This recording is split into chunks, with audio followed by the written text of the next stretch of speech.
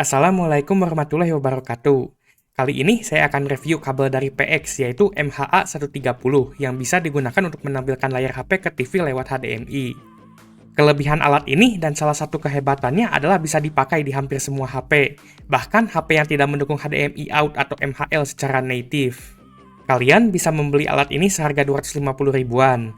Linknya ada di deskripsi. Saya diberikan barang ini oleh pihak PX untuk direview, namun tidak akan merubah opini saya dalam review ini. Alat ini memiliki 3 colokan, yaitu colokan HDMI yang badak seperti WM-Suki untuk dicolok ke TV, lalu colokan USB yang untuk dicolok ke USB, pakai nanya, ya iyalah buat dicolok ke USB, yang digunakan untuk power. Dan juga colokan micro USB, Type-C, dan Lightning buat colok ke IPONG. Cara pakainya cukup mudah, tapi gak semudah HDMI out native. Pertama, colok HDMI-nya ke TV, monitor, atau capture card. Terserah kalian. Dan untuk Android, install aplikasi Sage Remote.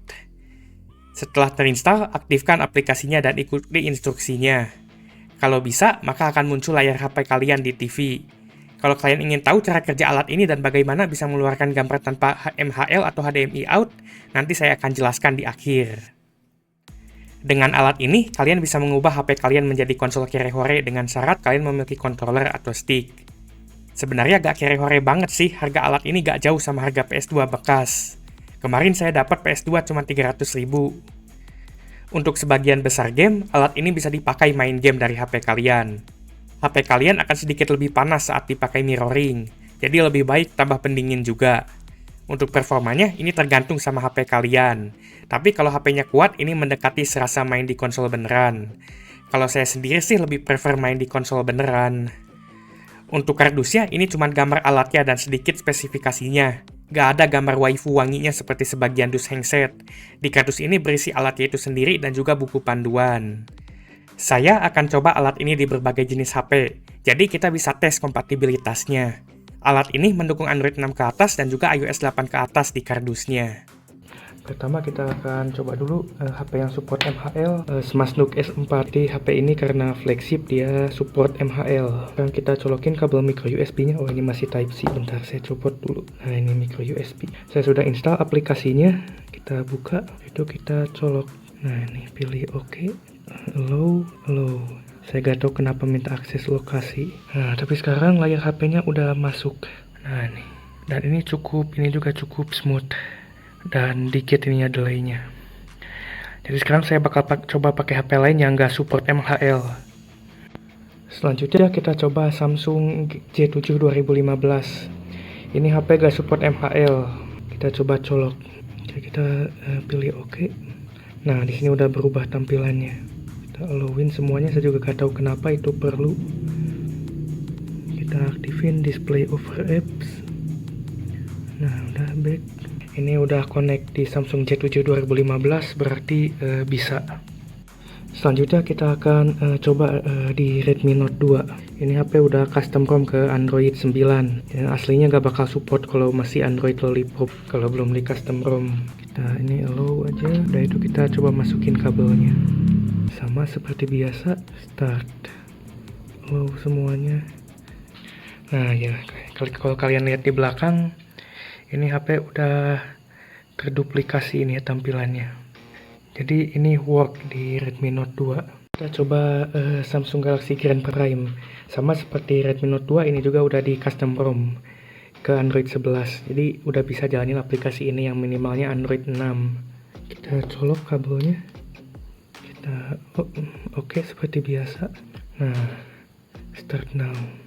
Di sini display over app gak bisa soalnya ini Android Go.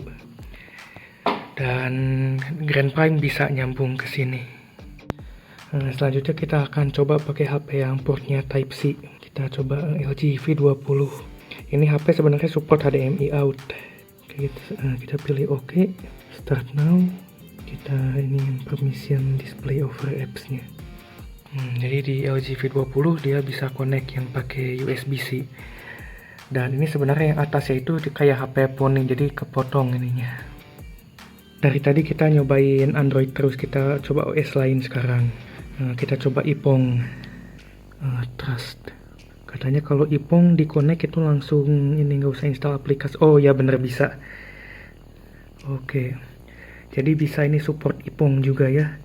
Jadi support HP-nya Dennis. Kalau iri bilang. Sekarang kita akan coba di HP yang OS-nya sudah wafat alias Windows Phone. Oh, ini pakai micro USB, jadi kita copot dulu dan kita colok. Oh, berarti tidak terjadi apa-apa. Yang jadi masalah, aplikasinya juga gak support Windows Phone, cuman support Android aja. Jadi kita gak bisa install aplikasi yang tadi. Dan kemungkinan ini gak support ya. Jadi kalian kalau mau colok Windows Phone gak bisa pakai alat ini. Sangat disayangkan. Kita akan coba OS yang udah wafat lagi. Kalau tadi Kaori, sekarang Hosin OAI sama-sama aja sih. Ini Symbian, OS-nya Nokia sebelum pindah ke Windows Phone dan akhirnya ke Android. HP ini sebenarnya ada port HDMI-nya ya, ada HDMI ini, micro HDMI, jadi nggak perlu pakai alat beginian. Tapi kita coba aja. Oh, udah kebalik. Kita coba colok. Ini kata USB connected. Tapi di sini nggak muncul apa-apa. Tetap gak detect karena nggak ada software ya di Symbian. Jadi nggak support HP Symbian. Terakhir kita akan cek BlackBerry. Kita colok pakai kabel micro USB. Sebenarnya HP ini punya micro HDMI, jadi alat ginian nggak perlu sebenarnya. Kita coba colok dan tidak terjadi apa-apa. Ya, nggak terjadi apa-apa. Sebenarnya ini bisa jalanin aplikasi Android, tapi ini Androidnya cuma 4.3, jadi nggak bisa. Singkatnya, alat ini support untuk rata-rata HP yang nggak jadul-jadul banget dan pastinya support semua HP keluaran baru. HP kalian juga tidak perlu mendukung HDMI out dan MHL untuk pakai alat ini. Untuk kualitas gambarnya, ini sedikit kurang kalau dibandingin HDMI out native. Tapi menurut saya masih cukup jernih dan juga jelas. Saya masih merasakan sedikit bau-bau artefak kompresi di gambarnya.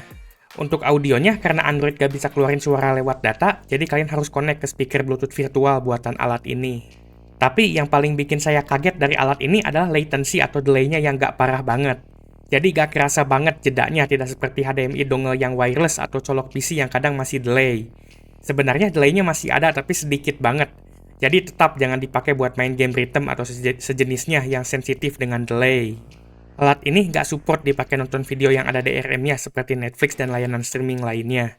Tapi kalau video hasil download dari pahe.in, aman. Alat ini cara kerjanya mirip seperti aplikasi SRC CPY atau aplikasi mirroring di komputer yang sejenis. Jadi alat ini berperan seperti host USB yang akan mengambil rekaman HP kalian yang sudah dikompresi lewat USB. Jadi videonya harus dikompres dulu. Ini yang menyebabkan gambarnya masih ada artefak kompresi.